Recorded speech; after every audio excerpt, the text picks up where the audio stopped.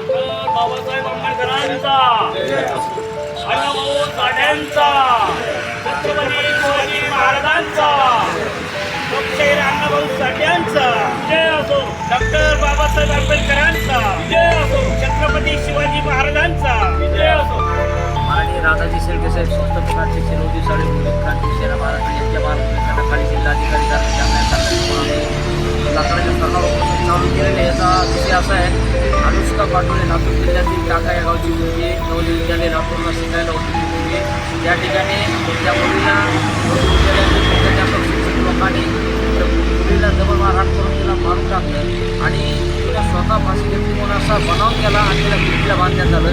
या पद्धतीनं त्या आरोपीचे कृत्य केले. त्या आरोपी 2 महिलांवर त्या ठिकाणी गुन्हे दाखल करून अटक आहेत. परंतु आमची मागणी अशी की मुख्याध्यापक सर्व शिक्षकावर गुन्हे दाखल करण्यात यावे व आरोपींना पाठीशी घालणारे जिल्हाधिकारी लातूर यांना सुद्धा सह आरोपी करण्यात यावे आणि अनुष्का पाटोळेच्या कुटुंबाला 50 लाखापर्यंत आर्थिक मदत मिळावी.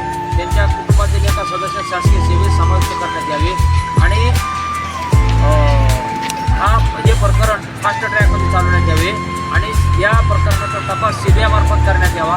या 5 ते 6 मागणी घेऊन या ठिकाणी आज 23 तारखेला आम्ही जिल्हाधिकारी कार्यालय जालन्यासमोर लाकडाच्या स्तरावर उपोषणाला सुरुवात केलेली आहे. विद्यालय प्रशासनाने या पूर्ण उपोषणाची दखल घेऊन या अनुष्का पाटोळे मुलीला न्याय देण्यात यावा. उपोषणाची दखल घेण्यात येऊ नसता या ठिकाणी न्याय नाही मिळाला तर आम्ही या ठिकाणचं उपोषण उचलून येणाऱ्या काळामध्ये मंत्रालयासमोर सर्व लोक त्या ठिकाणी हे उपोषण चालू करण्यात येईल. एवढीच या ठिकाणी या शासनाला दखल घ्यावी आणि पाटोळे कुटुंबाला न्याय देण्यात यावा. आपण जे सरपणावर उपोषणाला बसलेला आहात, यापूर्वी आपण असे आंदोलन उपोषण केलेले आहे का? हो, केलेले. कुठल्या विषयावर?